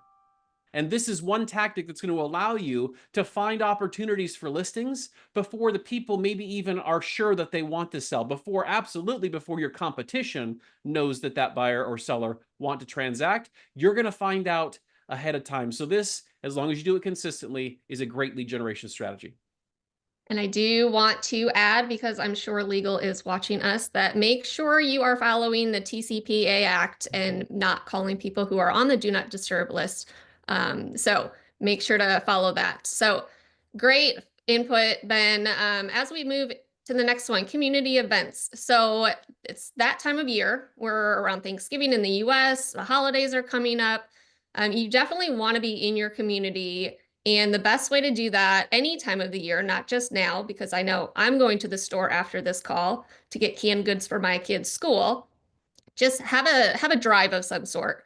So you could have a food drive, you could have a coat drive around school time, you could do school supply drive.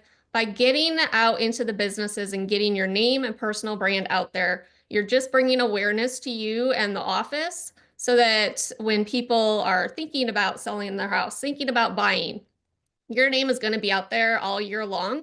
Because if you're doing these different community events, you're having a booth at the different community events, or you are putting a bin to collect items in the local grocery store, your name is out there. People are going to know you. And the more you can do that, the more your name's going to get out there. So just think about what you could do. If you don't have time right now, think about what you could do in January or February with Valentine's Day.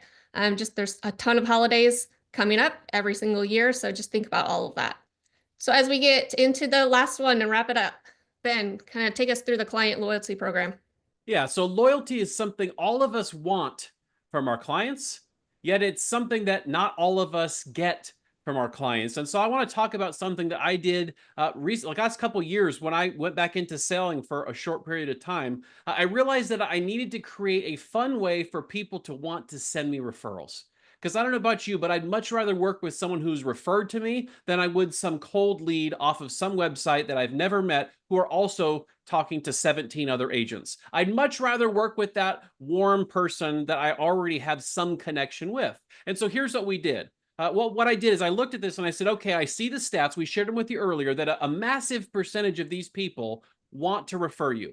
A massive percentage of these people would refer you. However, what we know, we didn't share, but we know from NAR as well, is a very small percentage of them actually do. So there's a gap there. They have the desire, but the action is not showing up. And so I realized for me and my business, I needed to create a fun way for them to do what it was I was hoping I wanted them to do. And so here's just one example. But I want you to think through this. Of course, you can do drawings and giveaways, and that's all great. There's nothing wrong with that. Anything like that is better than doing nothing. But I'm always thinking through, how do we do this one step better? How do we level this up again? And so what I did is I would create postcards announcing the contest. And I always use humor in my marketing, and you should too, because humor is the one universal language that everybody, okay, most people have. Most people like humor. So be funny, be authentic, be yourself. But we'd send out a postcard, and here's the key to how we got this to work. I would send out the postcard, and every month we would find a local restaurant that everyone raved about. And I wanted to support local, so I'd go buy gift certificates from those restaurants. I'd send out the postcard saying, hey, we're doing a contest. Here's the kicker. Here's how they entered. If Todd is entering my competition, Todd had to take a picture with himself holding my postcard, post it on his Facebook, and tag me in the post. The only way he could be in the drawing was to have a picture, smiling, holding my postcard, tagging me in the post. Now, I want you to think about how big this gets very quickly, because now everyone in his world is seeing that post. Everyone in his world is seeing that, oh, he's holding a postcard that looks really silly, looks like a fun time, but it's all pointing back to me, or in this case, to you. So client loyalty is huge. We have to make it easy for people to refer. We also need to make it fun. So think outside of the box. How could we approach this differently, have some fun with it, and at the same time leverage all of our people's people? Awesome. So these are great tactics. If you got one new tactic or one new idea that you can implement in 2025 plan, put a yes, give a thumbs up in the chat. We are wrapping up the business planning part of this webinar. Don't go anywhere though. We do have the mastermind coming up next. So as we are transitioning, we are going to give you all a 10-minute break so everyone can reset their room, knowing the mastermind is coming up next. Leaders in the room, if you can make sure you have an easel board or a whiteboard, something to write with. We're going to have 2 mastermind breakouts. So we want to make sure that we're writing everything down, all responses, all ideas. So we are going to go ahead, start that 10-minute break, and we will see you back here at the end of it.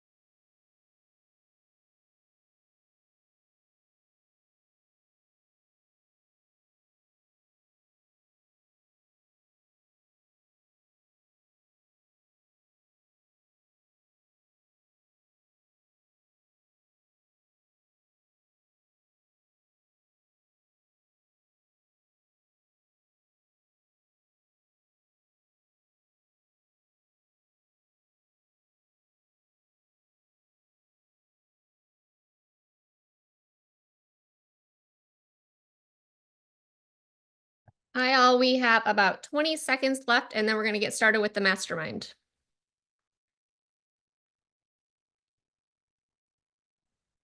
You know any good jokes, Todd? I don't think you want to hear a joke from Todd. You're right.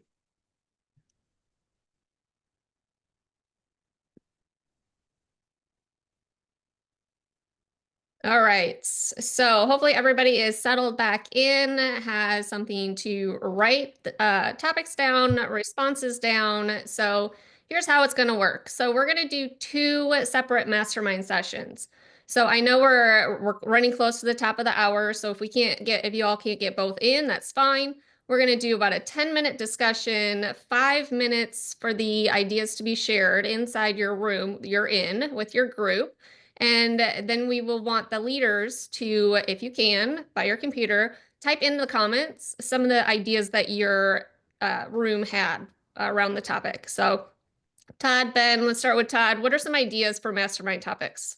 So when you think about mastermind topics, you're thinking about what questions you can ask or a question you ask that will get the most responses and make them different responses. So, one that we hear quite a bit is, well, where am I going to get leads next year? That's a big one. Well, if you're going to discuss that, here's one thing I would encourage you to do is don't talk about the paid leads that you can get, because paid leads are a dime a dozen. Think about the way to get leads either organically or through people you know. Yeah, and I Yeah, think also, Aaron, I'd jump in and throw one thing for the tables as you're thinking about going into this. If you don't know what you want to mastermind on, if you have an idea, then use your idea. But if you're not quite sure, a great place to start is based on everything you heard. What are you going to incorporate as your lead generation plan for 2025? So Todd and I have a coaching model we use, and it's could do, want to, will do. So there's a lot of things we could do. The goal of this session should be, for those of you who are going to use this topic, is move things from what I could do over to what I want to do, and then find commitment in what are the handful that I actually will do. That's the key here. Yep, perfect. Okay.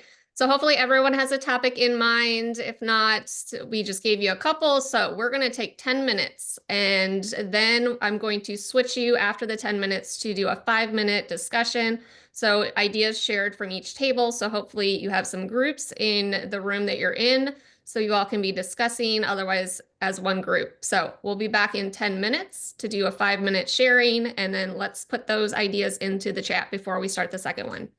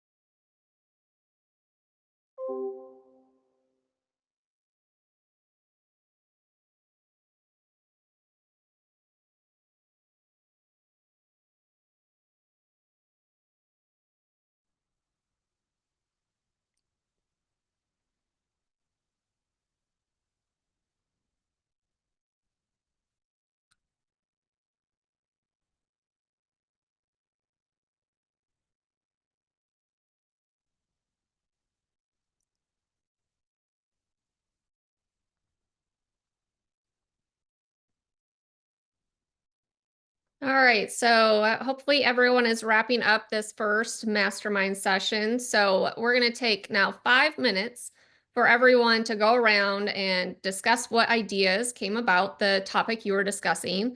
And at the same time, if the leader in the office or in the room with you could just type in the chat what were some ideas that came out of your mastermind, and then we will move into the next one. So we're going to go with I think 5 minutes for this next round. So guess not. Okay, we'll It's a- be back. We will let you know when the 5 minutes is up, and we will then check the chat, go through some of the ideas, and move on to the second mastermind. So we will be back at 2 o'clock Central to end the first 5 minutes. Yeah, and sharing is caring.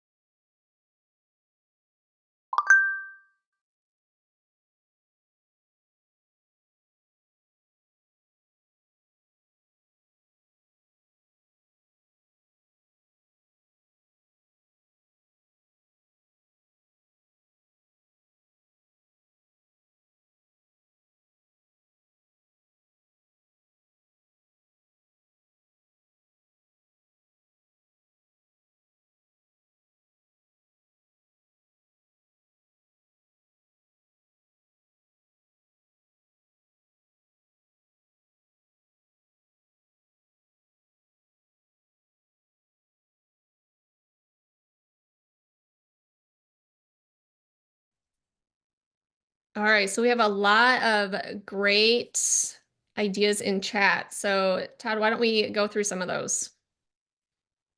Absolutely. So, I mean, thanks again for sharing, because sharing is caring. Yet, Anne says this: we focus on community events.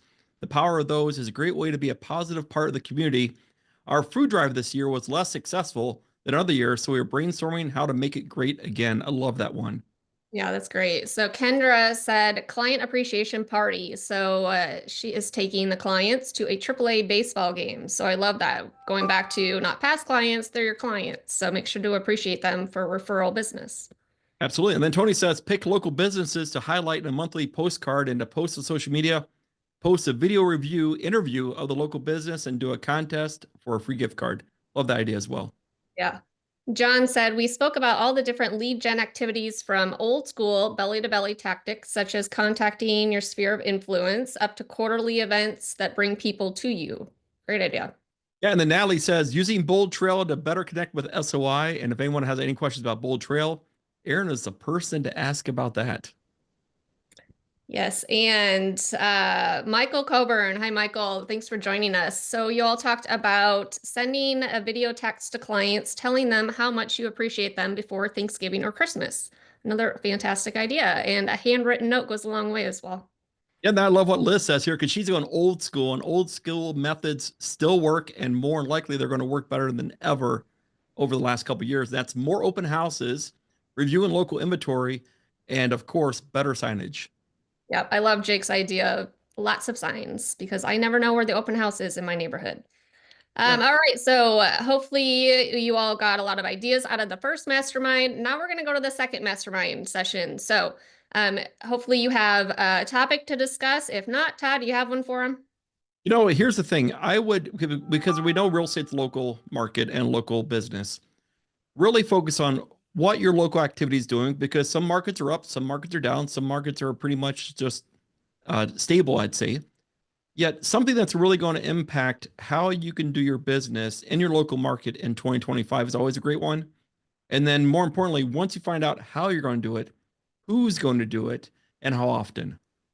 Perfect. So we're going to give you 10 minutes for this session. We're going to come back and then you can share for another 5 minutes and make sure you're putting your ideas in the chat.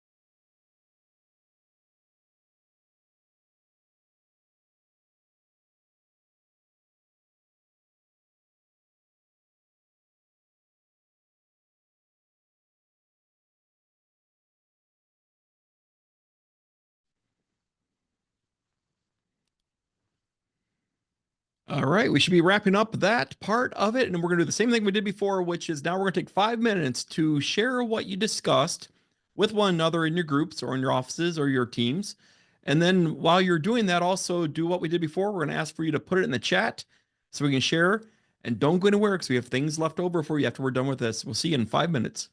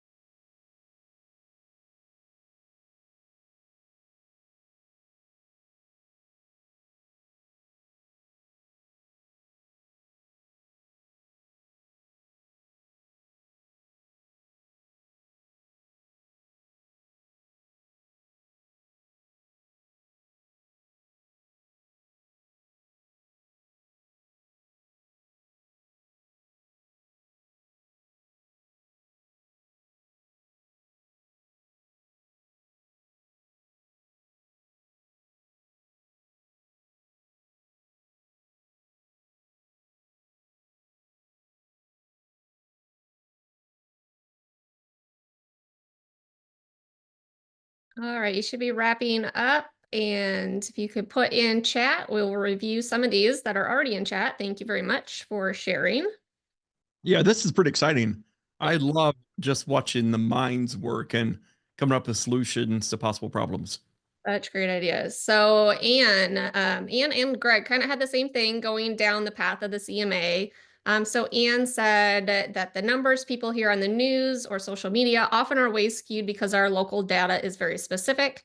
So we brainstormed all the ways we could send out our local data to our sphere, examples being social media posts, postcards, newsletters, emails with videos, videos via text message, quarterly valuations with the data inserted. So great idea there. Absolutely. And then we have Raul going back old school and also new school. And he says, new school tactics, AI. I'm not going to my soapbox about AI yet. If you're not using AI in your everyday life, you're behind the 8 ball. He goes on to say old school is going back to knocking on doors, picking up the phone, and more importantly, start dialing. I love that one. Carrie also says something similar. She says, new, learn how to use AI more. Old, phone calls. She said, really like the 2 letters of the alphabet method. Thanks. Yeah, the 2 letters. If you chose 2 letters of alphabet every week, you get through those in 13 weeks. And you just think about that. That's a quarter. You do that 4 times a year. You're in touch and you're contacting your people 4 times a year just through some soft touches. Absolutely. So Caitlin, last one, we've discussed establishing yourself as an agent with a particular neighborhood by adopting a holiday. Great idea. Santa hats on mailboxes, flags on 4th of July, dumpster for spring cleaning. Love that idea. Absolutely love it. Yeah. So And then one more. And Daniel says we're having a contest, and this is the time for contests, especially at the end of the year. Think about this. I know you're not like this. Yet a lot of agents out there nowadays, some have already hung up their boots for the year because Halloween came around. And then we have Thanksgiving here in the US, and that's usually an excuse. And then if you really look in December and you look at the day Christmas falls, it's Wednesday this week, which means possibly not only will people be taking off Christmas week, yet they'll be getting ready, get ready for New Year's Eve and taking off New Year's Day. Let's not let those 2 weeks go to waste. This is where we as RE/MAX agents can really step up and create our own market share for 2025. absolutely. So if the broker owner in the office hosting this party could please, first of all, join the Growth Masters Facebook group. And second, post your pictures because we still have a couple hundred offices on the call right now masterminding. So post your pictures of the events, of your watch parties, and your takeaways. What other ideas did you come up with? Maybe you're going to continue to mastermind after we hang up here, but post those takeaways from the event. Also, watch your email because we will send a recap out to the person who registered for the event. So we'll have links to the documents and a lot of good chat takeaways as well. Absolutely. So I trust everyone got at least something over the last 2 hours and 22 minutes. I first of all want to thank every one of you on the call here for actually taking 2 hours and 22 minutes out of your day for this important event, which is truly setting goals and understanding how to get there. And once I get there, what do I do with it? And then also tips and tactics to help you increase your lead generation, lead follow-up efforts. Before going further, I want to also thank Tom and Alex back in Denver for production. They're the ones that make this work out really, really well for us. And I also want to thank Aaron, Jeff, Kelly, Ben, and Jake for participating as well. Here's the thing. We know that we can walk away with exciting things, and a lot of people will walk away and go, that was a great event. Now move on. For us to really implement what we need to really do for 2025, we must start today. Now, no scare tactics here, yet we must start doing activities to get us in shape for a great 2025. We can win 2025 as long as we start playing now and start executing so we can finish out 2024 strong and then continue the momentum into 2025. So thank you again for everyone for attending. We appreciate all of you. We'll see you next time. Take care and let's go get them.